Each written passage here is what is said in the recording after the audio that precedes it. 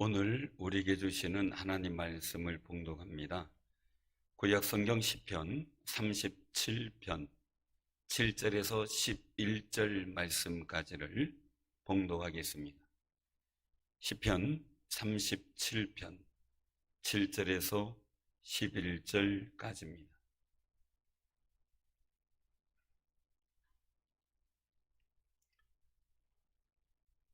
봉독하겠습니다. 시편 37편 7절입니다. 여호와 앞에 잠잠하고 참고 기다리라.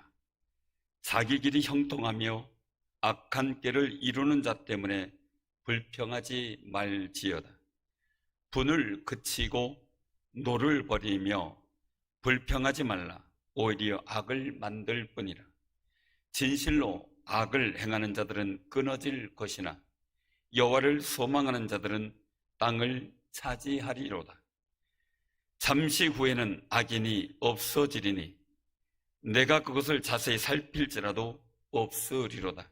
그러나 온유한 자들은 땅을 차지하며 풍성한 화평으로 즐거워하리로다. 아멘. 오늘 이 귀한 말씀을 통해서 하나님의 거룩한 뜻과 은혜를 나누고자 합니다. 이 시간 성령께서 여러분들에게 임하셔서 거룩한 은총의 일들과 치유의 놀라운 역사를 이루어 주실 줄로 확신하시기를 바랍니다. 여러분들 심령에 주님의 기쁨과 평안이 임하시길 바랍니다. 오늘 본문 말씀은 다윗이 지은 시며 찬양입니다. 본문 말씀 속에서 보면 이 불평이라는 말이 반복이 돼서 나오는 것을 보게 됩니다. 불평의 원인이 있어요. 그것은 뭐냐면 자기 길이 형통하는데 악한 꾀를 이루는 자를 말해. 그리고 악을 행하는데 잘 되는 사람들을 보면서 생겨난 것이 바로 이 불평이에요. 오늘 본문 말씀 속의 내용이죠. 불평한 일이 많은 것은 다윗의 시대나 지금 시대나 마찬가지인 것 같습니다. 여기서 이 불평한다라는 말의 원어상 의미를 보면 불을 태우다라는 뜻입니다. 불평하는 것이 마치 불이 타오르듯 분노하게 한다는 그런 의미를 두고 있는 거지요. 악을 행하는 사람들이 오히려 형통하고요, 더 잘 되는 것처럼 보이기 때문에 불평이 나오고요, 분통이 터지는 이런 일들이 생긴 겁니다. 그런데 오늘 본문 1절과 7절에 보면 불평하지 말라라고 말씀하셔요.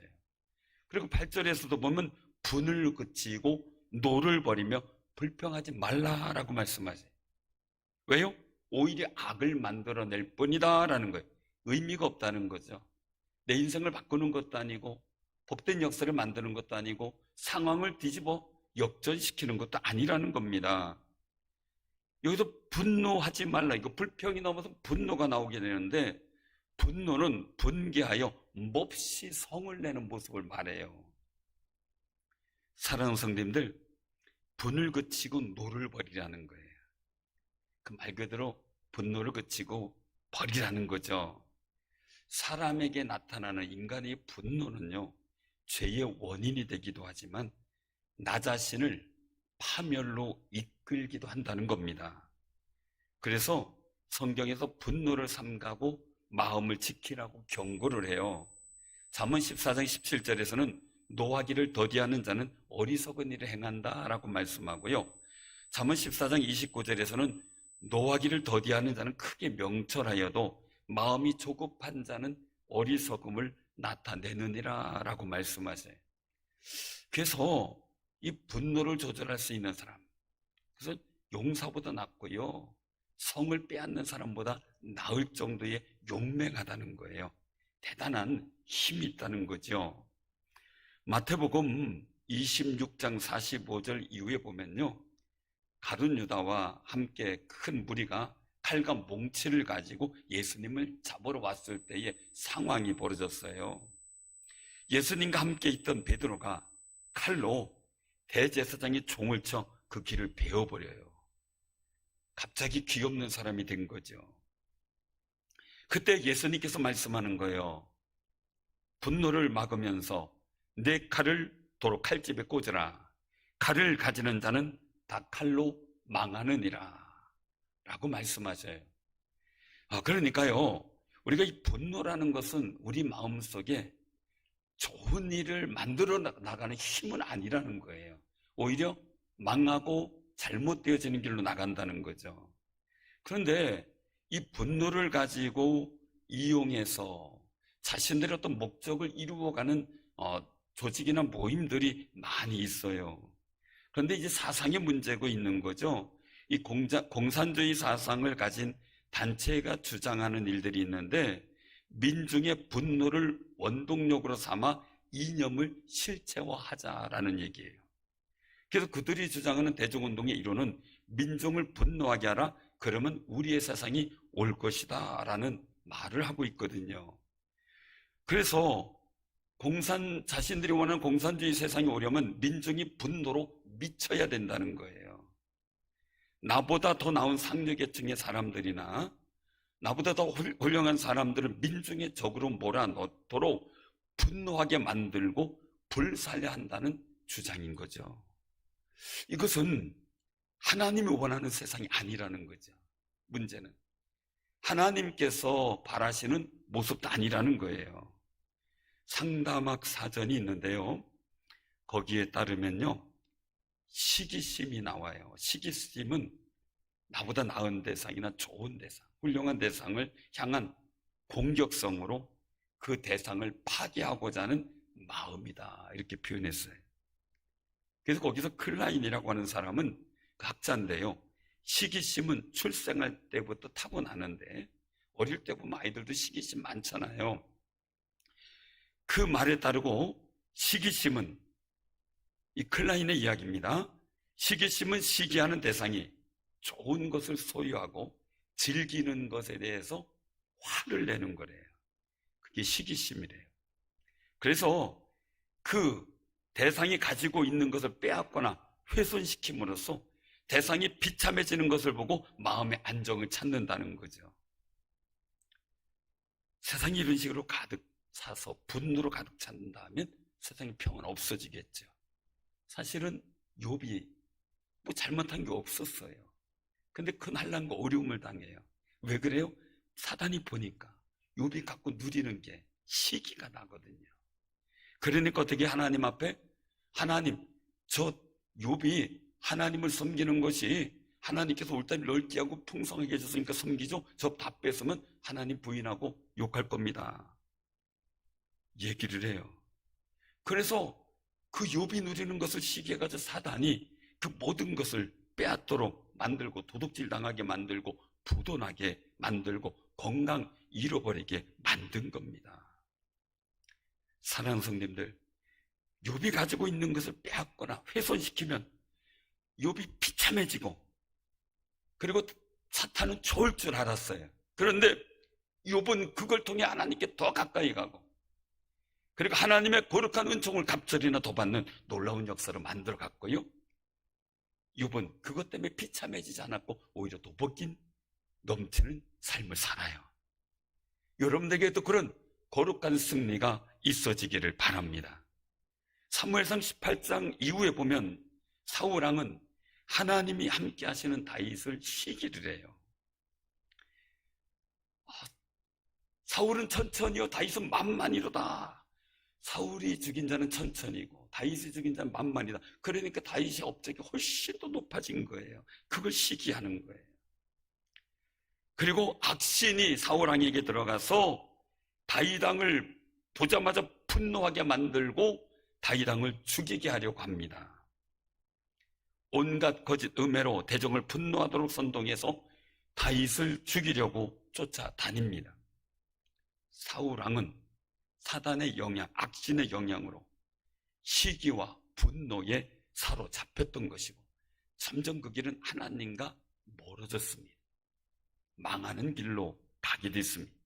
그래서 본문 12절에서도 보면 악인이 의인치기를 꾀하고 그를 향하여 그의 일을 가는도다 라고 말씀하고 있어요. 시기와 분노죠. 공의로운 분노가 있어요. 공의로운 분노는요, 참된 사랑과 긍휼의 마음에서 터져 나와요. 이 공의로운 분노는요, 공적으로 표출되면서 사적인 방식인 복수, 원망, 불평, 파괴 같은 방식으로는 나타나지 않아요. 그게 일반 분노와 다른 거죠. 2007년 6월 7일 하버드 대학의 졸업식이 있었어요. 거기에 근데 굉장히 그 유명한 인사가 초청됐어요. 빌 게이츠예요. 빌 게이츠에게 명예학사학위를 수여하는 그 행사가 있었거든요. 왜냐면 32년 전, 그때부터 32년 전 1977년에 하버드 대학교 3학년을 다니다가 이 빌 게이츠가 중퇴를 해버리고 말아요. 근데 이 마이크로소프트 사이에 아주 성공한 CEO가 되잖아요. 그래서 하버드 대학 명예를 위해서 그를 불러서 명예학사를 수여하는 거예요. 거기에서 15,000명을 대상으로 졸업생들하고 하객들이죠. 그걸 대상으로 연설을 했어요. 근데 빌 게이츠는 이 연설문을 6개월 동안 준비했다 그래요. 참 많이죠. 아주 공을 들인 거죠. 그런데 그 연설문에서 아주 유독이 강조한 단어가 있었는데 불공평이에요. 불공평. 그래서 그 불공평에 대해서 얘기를 하는데 그렇게 얘기를 해요. 인생은 원래 공평하지 못합니다. 그런 현실에 대하여 불평할 생각하지 말고 받아들이십시오 라고 말을 해요. 이 시대에 성공을 했고요, 많은 사람들에게 영향력을 주고 기감을 주고 있는 사람이 가진 사고방식이에요. 불평할 생각하지 말고 받아들이십시오. 그 때문에 분노하지 말라는 거죠. 사랑하는 성도님들 꼭 기억하시기 바랍니다. 상황을 치료하려면요, 속상함과 아픔의 일들, 내 자신의 모습도 치료하지만 나의 앞의 상황을 치료하려면 마땅히 그대로 기꺼이 그 모든 상황을 인정할 수 있는 용기가 필요하다는 겁니다. 분노를 일으키는 것, 그리고 나를 고통스럽게 하는 것조차도 내가 마주할 용기를 가질 때 치유의 역사가 나타난다는 겁니다. 많은 분들은요, 건강이 어렵고 힘들면요, 그걸 숨기려고 합니다. 그걸 때문에 분노합니다. 좌절도 합니다. 아닙니다. 그 고통과 그 병에 대해서 분노보다는 마주대하고 내가 이걸 이길 수 있다는 용기를 갖는 게 우선입니다. 하나님의 도우심을 통해서 말이죠. 사랑하는 성도님들, 우리의 상황이 치유되는 방법이 그렇다는 겁니다. 그것 때문에 좌절하고 낙심하는 게 아니라 내가 정말 인정할 건 인정하고 담대하게 내가 해야 될 일을 최선을 다해 나갈 때 나의 상황은 치료되기 시작합니다. 불공평한 세상을 바라보면 참 믿음이 흔들릴 때가 있어요. 속상할 때가 있어요. 나도 저렇게 나쁜 짓 해야 되나? 이런 생각이에요. 제가 아는 후배가 있었는데 그런 얘기를 해요. 그래서 간증도 조심해야 되겠다. 훌륭한 목사님이 오셔가지고 부흥회를 하고 간증을 하는데 그분이 저는 깡패였고 그리고 어떤 도적이었고 막 이런 간증을 하면서 근데 하나님의 은혜로 변화받았고 아내의 기도로 내가 주님 앞에 이렇게 부름받았다 이런 간증을 했는데요. 그 후배가 한마디를 해요. 아무래도 나도 좀 나쁜 짓 좀 해다가 하나님 앞에 부름받아 크게 쓰임 받으려나 봐요. 아서 그런 소리 하지 마라. 지금 그 모습대로 쓰임 받는 게 나아. 내가 그랬는데요. 결국 이 친구가 어디 가서 오토바이 훔쳐가지고 결국 구치소 갔어요. 근데 결국 하나님께 부름 못 받았어요. 그게 안타까운 거죠. 사랑하는 성도님들, 오늘 본문 말씀 속에 중요한 말씀을 주셔요. 9절에 보면 진실로 악을 행하는 자들은 끊어질 것이나 잠시 후에는 악인이 없어지리니 내가 그것을 자세히 살필지라도 없으리로다. 한마디로 하나님이 정리하신다, 이 얘기예요. 우리는 이 말씀 보면서 뭘 생각해야 되냐면요, 우리 모든 삶의 과정 속에서 하나님이 주관하고 계신다는 사실을 인식하라는 거죠. 그거를 믿으라는 거예요. 그러면 우리 마음에 평안함과 담대함이 생기는 거죠. 그래서 13절에 말씀하셔요. 그러나 주께서 그를 비웃으시리니. 네요. 악인들의 행동이죠. 그의 날이 다가옴을 보심이로다. 주관하시는 하나님께서 심판하실 때가 있다는 거예요. 판단하고 정리하실 때가 있다는 거예요. 그래서 그 주관하시는 하나님을 믿는 사람이라면 여호와 앞에 잠잠하고 참고 기다리라 라고 말씀을 하고 계시는 거예요. 사랑하는 성도님들, 그래서 오늘 7절에 말씀하고 있는 거죠. 여호와 앞에 잠잠하고 참고 기다리라. 여호와를 소망하는 자들에게 주시는 은혜가 있어요. 그래서 여호와를 소망하는 자들에게는요, 상황과 여건 속에 정말 힘들어도 분노하거나 낙심하지 않아요. 왜요? 하나님의 약속을 소망으로 받아들이기 때문에. 그래서 결론적으로 말씀합니다. 여호와를 소망하는 자들은 땅을 차지하고 온유한 자들은 땅을 차지하며 풍성한 화평으로 즐거워하리로다 라고 9절하고 11절에 말씀하고 있어요. 결국 그 땅에 대해서 누리는 사람들은 누구냐? 악을 행하는 사람들이 아니고 여호와를 소망하는 자들이. 여호와를 소망하다 보니까 분노치 않고 기도하면서 온유한 마음을 가진 사람들이 하나님의 영광과 그 역사를 체험하고 보게 된다는 말씀입니다. 그럼 이런 결론이 이루어지기 전까지 우리는 어떻게 반응을 해야 하는가라는 거죠. 어떤 모습으로 살아가야 할 것인가 하는 거예요. 첫 번째로 3절에 말씀하세요. 여호와를 의뢰하여 선행하라. 땅에 머무는 동안 그의 성신을 먹을 것으로 먹을 거리로 삼을 지어다. 사랑하는 성도님들, 우리는 무엇을 먹고 살아갑니까? 여성은 사랑을 먹고 살아간다 그러죠. 밥을 먹는 게 아니더라고요. 우리는 하나님의 은혜를 먹고 살아야 돼요. 사랑하는 성도님들, 꼭 기억하시기 바랍니다. 사람이, 즉 인간이 하나님을 의뢰할 수 있는 이유, 그 하나님은 언제나 성실하시기 때문입니다. 하나님의 약속을 반드시 이루시는 분이기 때문에 그렇습니다. 거기에 우리를 사랑하시는 분이라는 사실입니다. 하나님의 주권을 인정하지 않는 사람들이 살아갈 때는 하나님의 성실하심을 믿지 못합니다. 그래서 문제 속에서 온갖 자기 노력과 수단과 방법을 동원해서 발버둥 칩니다. 그러니 내가 할 수 있는 방법이 없으니까 시기하고 분노하는 방법으로 살아가려고 합니다. 사랑하는 성도님들, 사울왕은 다윗을 향해서 시기와 분노의 방법으로 썼고 다윗은 하나님을 소망하며 기도하는 방법을 택했습니다. 결국은 하나님이 함께 하시는 다윗이 승리를 했습니다. 여러분들에게도 그런 역사가 있어질 줄로 믿으시길 바랍니다. 하나님을 의뢰하는 사람들이 세상을 살아가는 방법이 있습니다. 안 믿는 사람의 방법이 아니죠. 하나님께서 우리를 성실하게 돌보심을 믿고 살아가면 우린 세상에 두려움이 없습니다. 내 자신의 처지가 어떠하든지 간에 하나님께서 베푸시는 성실한 은혜를 바라보며 소망하며 만족하는 귀한 삶이 되시기를 바랍니다. 이 정년을 다하고 퇴임한 교수님이 계셔요.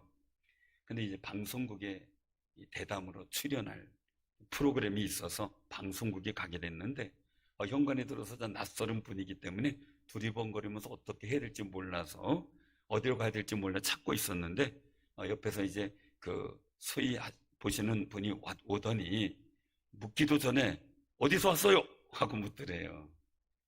그리고 퇴직해서 소속이 없는 이 교수님이 당황해서 집에서 왔어요. 그랬대. 어디서 왔어요? 하니까. 그런데 다른 교수님이 또 똑같은 경우를 당했어요. 그러니까 또 이 소희가 또 어디서 왔어요? 또 물었어요. 그러니까 이번엔 철학 교수님이었거든요. 그러니까 여보시오, 어디서 왔냐고 묻지 말고 어디로 갈 건지를 물어보시오 라고 호통을 쳤다 그래요. 그렇죠. 어디 갔을 겁니까? 이래야죠. 우리는 때때로 우리 스스로 질문해야 돼요. 나는 어디로 다 갈 것인가? 나는 어디로 갈 것인가? 물론 우리 천국 가죠. 근데 우리 삶의 자리에선 하나님의 은혜의 자리로, 복 있는 자리로 가는 귀한 승리자들이 되시기를 바랍니다. 욥기 23장 10절 12절에 보면요, 인생이 망한 욥이 나와요. 다 도둑질 당하고 부도 나고요, 건강은 다 잃어버리고 이제는 조금 있으면 죽을 것 같은 상황이고요, 자식들도 다 자연재해로 죽어버렸어요. 이런 속에서 친구들이 그를 괴롭히는 말을 해요. 그런데 욥이 그 속에서 충성된 고백을 하는데요, 그렇게 말씀하셔요. 내가 가는 길을 그가 아시나니 그가 나를 단련하신 후에는 내가 순금같이 되어 나오리라. 자기는 갈 길 모른다는 거예요. 이렇게 할까 저렇게 할까 판단할 수도 없다는 거예요. 근데 하나님은 아신다는 거예요.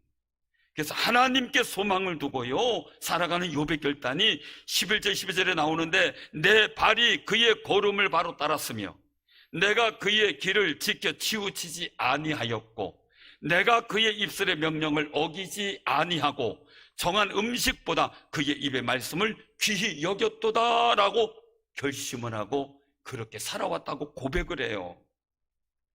사랑하는 성도님들, 만약에 욥이 지금 자기가 당한 일들 속에 이 악한 것들로 인하여, 사단의 일들로 인하여 당한 어려움 때문에 분노하고 시기하고 말이에요, 친구들이 멀쩡한 걸 보고 막 속상해하고 그렇게 비교했다면 말이에요, 아마 욥은 화병 걸려 죽었을 거예요. 근데 욥은 다른 것과 비교하지 않아요. 하나님께서 내 길을 아시니까 인도해 주실 줄 믿는 마음의 의뢰를 해요. 믿고 맡기는 거지요. 사랑하는 성도님들, 우리 신앙인들의 방법을 갖고 살아야 되는데요, 신앙인들은 남들과 비교하는 게 아니에요. 남들보다 조금 뒤처졌을지라도 조바심 내지 않고요, 자기의 걸음대로 한 걸음 한 걸음 하나님의 은혜의 발걸음을 옮겨 나가는 거예요. 상황과 여건에서 예상되어지는 어려움이 있을지라도 흔들리지 않고 주님만 바라보고 나아가는 게 소망 있는 사람의 아름다운 모습이고요, 여호와를 의뢰하는 귀한 마음이에요. 그리고 하나님은 나에 대해서 나를 분명히 복된 것으로 인도하신다는 그 하나님의 성실하심을 믿는 마음이에요.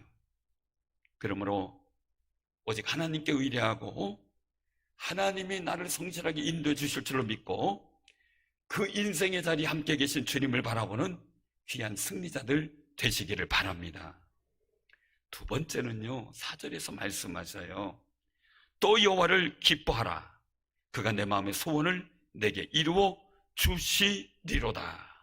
아멘. 여러분들의 소원이 하나님께서 이루어지시는 놀라운 은혜를 경험하시기를 바랍니다. 그 소원들이 이루어질 때 얼마나 감사한지요. 다윗은요, 오늘 이 주인공 다윗은요, 고난을 찾아다니는 사람으로 인식될 만큼 파란만장한 인생을 살아가요. 그 속에서도 하나님께서 역사하시는 일들 때문에 늘상 감사하면서요, 하나님을 기뻐하는 고백을 하는 것이 다윗이에요. 다윗의 이런 모습은 참 신기한 일이거든요. 다윗 자신도 기뻐했고요, 다른 사람들에게도 기뻐하라고 권하고 있는데, 이것은 빌립보서에 나오는 사도 바울의 모습과도 같은 모습이죠. 만약에요, 다윗이 온갖 어려움을 당할 때 사울을 통해 막 죽을 고비를 넘기고 말이에요, 억울한 일을 당했을 때 말이에요, 내가 역적도 아닌데 역적으로 몰리고 말이에요, 그때 하나님을 기뻐하지 않았다면 그는 사울도 죽이고 자기도 망하는 길을 갔을 거예요. 억울함에 사무쳐서 분노를 이기지 못해서 말이에요, 화병 걸려가지고요, 맨날 소환된다 뭐한다 그냥 시름시름 앓다가 병 걸렸을지도 몰라요. 아니면은 정신이 돌아버리거나 폐인이 됐을 수도 있는 상황이 다윗과 욥에게는 있었어요.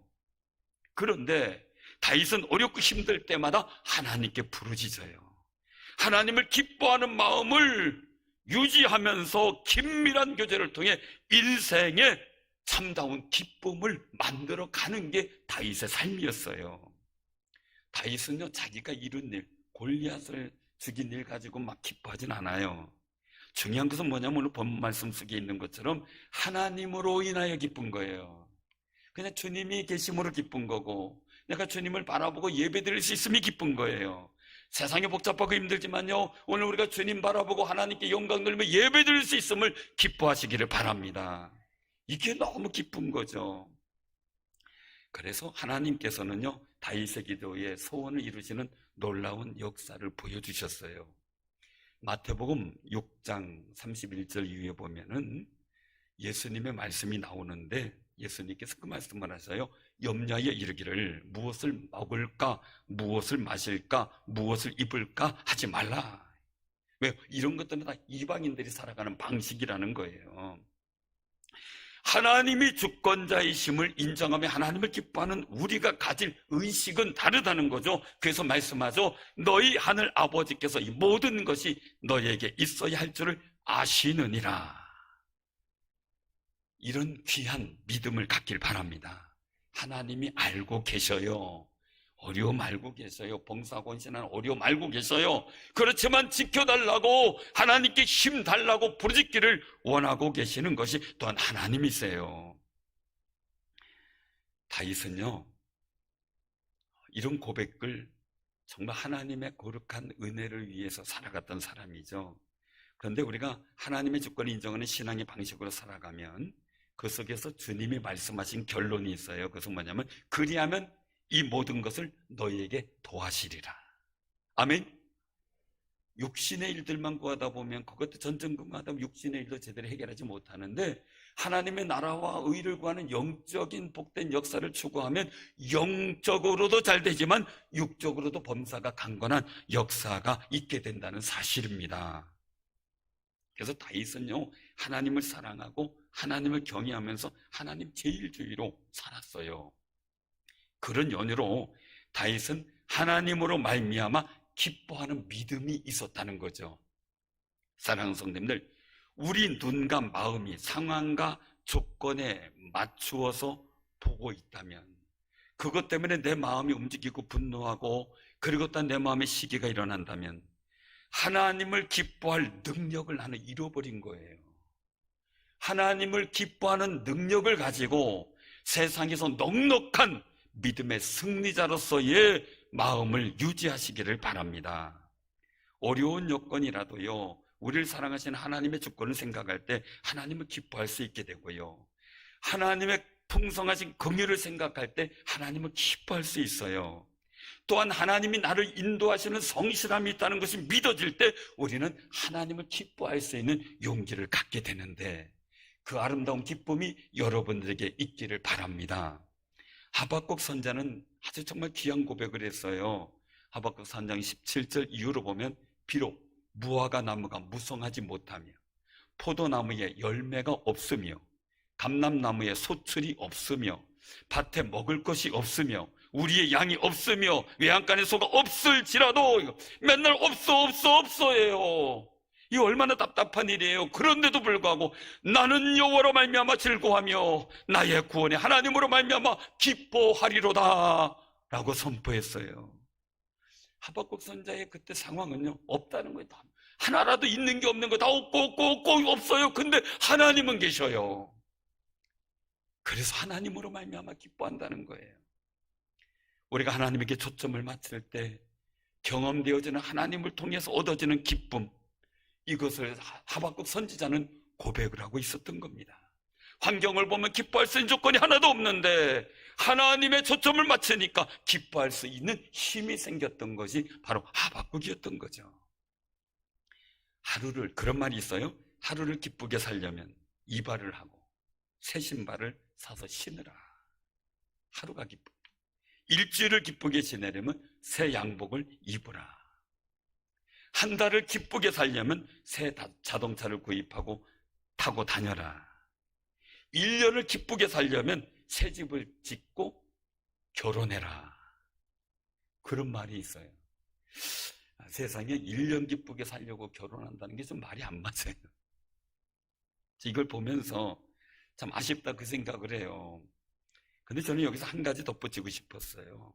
내 자신의 인생을 기쁘게 만들려면 하나님을 기뻐하라. 사랑하는 성도, 여러분들의 인생이 하나님을 기뻐하면서 기뻐하는 기쁨이 넘치는 인생이 되시길 바랍니다. 먹고 마심으로써 얻는 기쁨이 있죠. 그래서 사람들은 곳곳에 다니며 여러 가지 음식을 두루 맛보는 것을 즐겨요. 그걸 식도락이라 그래요. 식도락. 먹고 배부른 기쁨은 순간에 지나가요. 이 세상의 기쁨은 일시적이에요.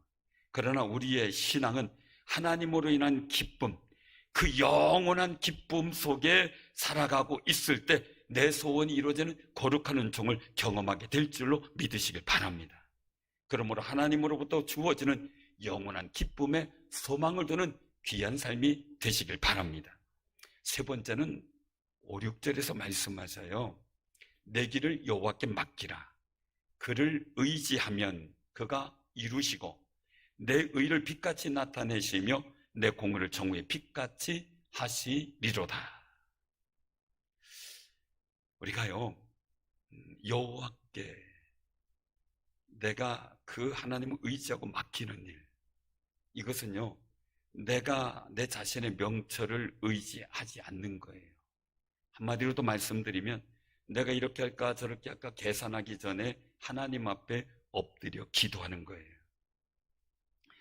사랑하는 성도님들, 우리는요 너무 약해요. 세상의 모든 가치관이나 이런 것들도 보면요, 분명히 저거 틀린 거야 이러다가요 나중에 한참 지나면 그게 옳은 건가 이렇게 생각하고 지나가는 게 우리 사람들의 판단력이더라고요. 깜짝깜짝 놀랄 때가 있어요. 내가 우리가 그렇게 무디어졌나 싶을 정도로 말이에요. 사랑하는 성도님들, 우리가 한번 기억해야 돼요. 왜냐하면 집을 건축하는 분들이 알더라고요. 집을 짓는데 전원집을 어느 정도 뼈대가 젖있고 어느 정도 반쯤 진 집을요 다른 사람이 와가지고 그 업자가 맡아서 지으려고 하면 그게 굉장히 힘들어요. 저도 어떤 일들 하다가 보면 다른 사람이 어떤 부탁을 할 때 어느 정도 진행된 일을 도와주기는 굉장히 힘들더라고요. 왜냐하면 처음부터 상의하면 처음부터 일의 계획을 가지고 하나하나 마무리 짓고 잘 되게 할 텐데 중간에 하다가 잘못된 거를 다시 바꾸어가지고 좋게 만들려니 너무너무 힘든 거예요. 사랑하는 성도님들, 그래서 누군가가 하던 일은 도와주세요 이러면 안 맡고 싶을 때가 많아요. 아마 많은 경험들을 했을 거예요. 그런 일들은. 그런데요, 하나님께서 어떠실까 이거예요. 이스라엘 민족이 하나님께서 번성하기엔 다 어그러지게 해놓고 하나님께서 그걸 또 고쳐달라고 부르짖고 있으니 참 기가 막힐 거예요. 사랑하는 성도, 우리는 꼭 기억하시길 바랍니다. 내 길을 하나님 앞에 했는데 작은 것이든 큰 것이든 상관없어요. 매사에 모든 일을 하나님께 맡기며 기도하는 아름다운 삶이 되시기를 바랍니다. 화내기 전에 먼저 기도하고요, 속상하고 낙심하기 전에 먼저 기도하고요, 포기하기 전에 기도하고요, 사람들의 말과 세상의 평가와 세상에 주어지는 말 속에 내가 낙담하고 좌절하는 게 아니라 하나님의 말씀에 귀를 기울이고 그 하나님을 소망하며 바라보는 아름다운 삶이 되시기를 바랍니다. 그럴 때 하나님께서 우리를 의롭게 해주시는 놀라운 역사가 나타난다는 거예요. 악한 일을 한 사람들, 나한테 못되게 한 사람이 잘 되고 막 즐거운 일이 벌어지면 얼마나 속이 상해요. 불평할 수 있고 분노가 치밀어 올 수도 있어요. 그러나 그런 어렵고 속상하고 정말 마음에 분노가 치미는 일이 당한다 할지라도 그것조차도 하나님께 맡기고 기도하며 나아가면 하나님께서 분명히 우리의 받고 있는 아픔, 어려움, 비난, 조롱 다 알고 우리의 결백도 알고 계셔요. 그렇기 때문에 그 하나님께서 의를 이루시고요, 우리의 의를 빛같이 나타내주는 아름다운 명예 회복의 기회를 반드시 주신다는 거예요. 그러니까 여호와 앞에 잠잠히 참고 기다리라 라고 말씀하는 거예요. 사랑하는 성도님들, 우리가요 정말 분노했을 때 잠잠히 있는다는 거 쉽지 않아요.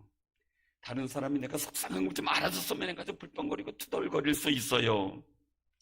그러나 꼭 기억하시기 바랍니다. 그때 하나님 앞에 조용히 무릎 꿇고 눈물로 기도하다 보면 하나님의 위로와 평안이, 그리고 또 앞으로 되어질 일들에 대한 소망이 여러분들에게 다가오고 믿어지게 만들어 주실 줄로 믿으시길 바랍니다. 결국은 성경에서 말씀하는 건 뭡니까? 악인이 잘 되는 것을 보고 분노하는 것이 내 손해라는 거예요. 그러면 악인이 잘 되는 것 때문에 속상한데 내가 또 손해보는 일을 하면 안 되잖아요. 왜냐면요, 악한 감정에 분노에 내 마음이 휩싸이면 하나님의 뜻을 깨닫지도 못할 뿐더러 하나님을 바라보지 못하고 세상의 일에 내 얽매여서 살아가게 돼요. 사울왕이 하나님을 바라보지 못했기 때문에 결국 그 분노로 자기 죽을 일을 하지만, 다윗은 하나님을 바라보기 때문에 기도함으로 하나님께서 모든 것에 평가를 해주시길 원했고요, 결국은 사울은 전쟁터에 나가 죽게 되므로 다윗의 의로움을 인정받게 만드셨어요. 그러므로요, 우리가 속상하고 힘들어도요, 악인이 번영하더라도요, 하나님의 사람들은 하나님의 의로운 심판을 기다리며 기도함으로 내 분노와 모든 일들을 참고 하나님께 기도하다 보면 하나님께서 말씀하신 대로 악인의 일들이 그쳐지도록 판단하실 때가 있을 줄로 믿으시길 바랍니다.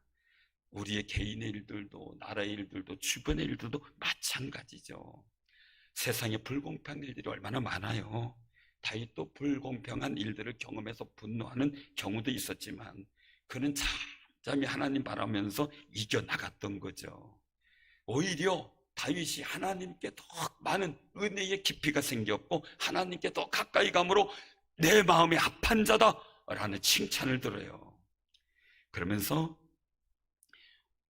우리 다윗을 통해서 우리에게 주시는 교훈, 오늘 본문을 통해서 우리의 현실이 답답하고 어려울지라도, 상황이 그럴지라도, 코로나든 모든 나라든 모든 일들 속에 어려울지라도 하나님을 의뢰하고 기뻐하며 하나님께 맡기며 하나님 앞에서 잠잠히 참고 기다리며 하나님을 의뢰하는 그 일들을 통해서 온유한 자들은 땅을 차지하며 풍성한 화평으로 즐거워하리로다 하는 거룩한 말씀이 이루어지는 아름다운 은혜가 있기를 바랍니다. 사랑하는 성도님들, 시편 146편 5절에 말씀하십니다. 야곱의 하나님을 자기의 도움으로 삼으며 여호와 자기 하나님에게 자기 소망을 두는 자는 복이 있도다. 또한 시편 40편 11절에 말씀합니다. 내 영혼아, 내가 어찌하여 낙심하며 어찌하여 내 속에서 불안해하는가? 너는 하나님께 소망을 두라. 나는 그가 나타나 도우심으로 말미암아 내 하나님을 여전히 찬송하리로다. 부활의 희망을 가진 사람, 제자들은 주님께서 말씀하신 성령이 임재하도록 하기 위하여 그 어려운 난간 속에서 불합리하고 예수님을 죽인 그 시대와 그 지역에서 하나님께 부르짖고 기도하고 하다 성령의 임재를 받고 쓰임을 받고 주께 영광을 돌려요. 여러분들, 부활의 신앙을 살아가고 있는 여러분들, 하나님의 도우심과 은혜가 여러분들에게 충만히 나타날 줄로 믿고 정말 우리가 하나님 앞에 기도하며 주님 앞에 더 가까이 나아가는 기회로 삼는 귀한 시대가 되기를 주님의 이름으로 축원합니다. 아멘.